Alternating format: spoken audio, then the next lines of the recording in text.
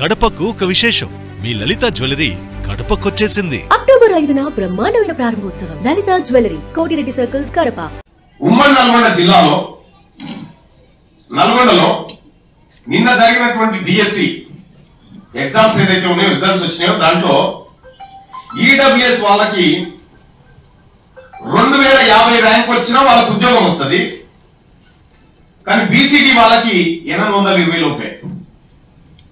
2000 rank వస్తే వాళ్ళకు ఉద్యోగం వస్తుంది. బీసీడీ వాళ్ళకు 820 మార్కులు వస్తే 20 ర్యాంక్ వచ్చే 21 వచ్చినా రాదు. అదే ఆదిలాబాద్ జిల్లాలో తీసుకుంటే బీసీడీలకు 228 ర్యాంక్ వస్తే ఉద్యోగం రాలే. కానీ ఈడబ్ల్యూఎస్ 1948 ర్యాంక్ వచ్చినా కూడా ఉద్యోగం వచ్చింది.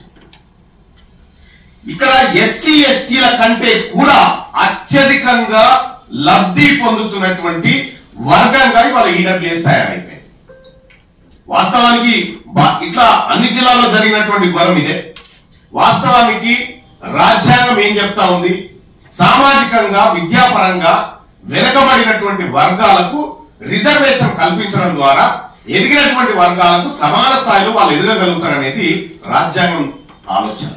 కానీ నరేంద్ర మోడీ ప్రభుత్వం దుర్మార్గంగా, కర్కశంగా ఈడబ్ల్యూఎస్ కోటాను 10% ఫిక్స్ చేస్తూ ఉభయ సభల్లో బిల్లు పాస్ చేసి రాష్ట్రాలకు అప్పచెప్పారు.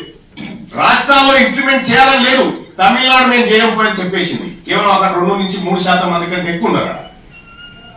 ఇక్కడ తెలంగాణలో కేసీఆర్ అనేటువంటి వ్యక్తి ఈడబ్ల్యూఎస్ కోటాను ఆగ మేఘాల మీద ఎలాంటి సర్వే కానీ, ఎలాంటి కమిషన్ రిపోర్ట్ కానీ లేకుండా 10% ఇంప్లిమెంట్ చేయడం ద్వారా ఇవాళ డిఎస్సిలో కేవలం 110 ఉద్యోగాలు ఈడబ్ల్యూఎస్ కు రావాల్సి ఉంటే 1100 ఉద్యోగాలు వాళ్ళకు పోయినాయి.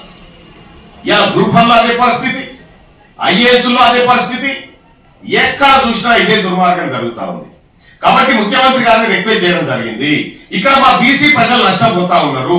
ఒక బీసీలే కాదు, ఈ ఈడబ్ల్యూఎస్ కోటా 1 or 1.5% ఫిక్స్ చేస్తే మిగిలినటువంటి 8%, 8.5% ఓపెన్ లో కలిపితే అందులో ఓసీలకు కూడా అవకాశం ఉంటుంది. వాళ్ళు కూడా పోటీ చేసుకునేటువంటి ఏది ఆ ఉద్యోగాలు సంపాదించే అవకాశం ఉంటుంది. కానీ ఇక్కడ అలా జరగడం లేదు. ఇది బీసీలకు, బీసీ నిరుద్యోగ యువతకు జరుగుతున్నటువంటి అన్యాయాన్ని మూడోసారి ముఖ్యమంత్రి గారి దృష్టికి తీసుకుపోవడం జరిగింది. ఆయన అతి త్వరలోనే సమస్యను పరిష్కరిస్తామని చెప్పడం జరిగింది. వాస్తవానికి రిజర్వేషన్ ఉన్నది పేద వర్గాలను పైకి తీసుకురావడానికి. కానీ నరేంద్ర మోడీ గారి ప్రభుత్వం పెద్దోళ్ళని ఇంకా పెద్దగా చేయడానికి ఈ ఈడబ్ల్యూఎస్ పెట్టి ఇవాళ కొంపలు ముంచాడు. మధ్యప్రదేశ్ హైకోర్టు క్లియర్ గా జడ్జిమెంట్ ఇచ్చింది. ఇక్కడ ఇంకో ట్విస్ట్ కూడా ఉంది. ఈడబ్ల్యూఎస్ కోటాను మొత్తం ఉన్నటువంటి ఉద్యోగాలు 100 అయితే అందులో 50% ఎస్సీ ఎస్టీ బీసీల రిజర్వేషన్ పోగా మిగిలిన 50లో అప్ టు 10% అన్నది. మిగిలిన 50లో అప్ టు 10% అన్నది. కానీ కేసీఆర్ దుర్మార్గంగా ఈ 100 నుంచి 10% తీయడం వల్ల వేలాది ఉద్యోగాలు పొందడంలో బీసీలు నష్టపోతా ఉన్నారు. చేయడంలో ప్రభుత్వానికి చిత్తశుద్ధి ఉన్నా అది బీసీలకు ఇవ్వాలనుకునేటువంటి అంశంలో రాష్ట్ర ప్రభుత్వం నిశ్చితంగా ఆలోచించాలి. ఇది బీసీ బిడ్డలకు దక్కుతలేదు.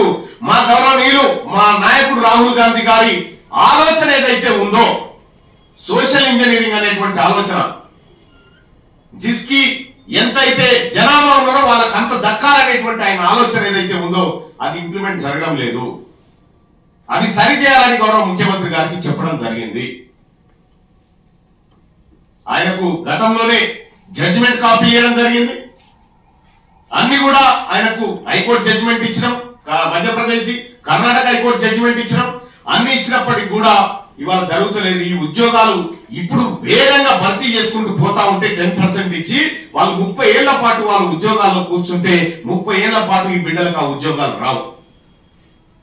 ఇది ఇలా ఒక్కరోజు కార్యక్రమం కాదు, 30 ఏళ్ల పాటు జరగబోతున్నటువంటి ఒక దాడి. నేనేమంటా ఉన్నా, ఇది ఖుద్దు మా జీవన్ రెడ్డి గారు చెప్పారు, మేము ఉన్నదే 5%, మాకు 10% రిజర్వేషన్ ఎట్లిస్తారా అని చెప్పి జగిత్యాల మాజీ ఎమ్మెల్యే గారు, మాజీ మంత్రి గారు జీవన్ రెడ్డి గారు చెప్పిన మాట ఇది. మేము ఉన్నదే 5%, మాకు 10% రిజర్వేషన్ ఇవ్వడం అంటే ఇది దుర్మార్గం, ఇది బీసీలో కడుపు కొట్టడం అనేది మాట ఆయన చెప్పిండు. అగ్రవర్ణాల్లో ఉన్నటువంటి నాయకులే దీన్ని ఒప్పుకొని ఇది అన్యాయం అని చెప్తున్న తర్వాత మరి బీసీలకు న్యాయం జరగకపోతే రాహుల్ గాంధీ గారి ఆశయాలు దెబ్బతింటాయి, ఆయన ఆలోచనలకు వ్యతిరేకంగా జరిగే ప్రమాదం ఉంటది. కాబట్టి రాష్ట్ర ప్రభుత్వాన్ని సరి చేసుకోమని చెప్పడం జరిగింది. బీసీలకు జరుగుతున్నటువంటి అన్యాయాన్ని సరిదిద్దామని చెప్పడం జరిగింది. ఇది ముఖ్యమంత్రి గారితో నేను జరిగినటువంటి భేటీలో అదొక అంశం. రెండో అంశం, కడపకు ఒక విశేషం. మీ లలిత జ్యువెలరీ కడపకొచ్చేసింది. అక్టోబర్ 5న బ్రహ్మాండమైన ప్రారంభోత్సవం. లలిత జ్యువెలరీ, కోటిరెడ్డి సర్కిల్, కడప. మీ లలిత జ్యువెలరీలో ధరలు చెక్ చేయండి. డబ్బులు చాలా చాలా ఆదా చేస్తారు. డబ్బులు ఎవరికి ఊరికే రావు.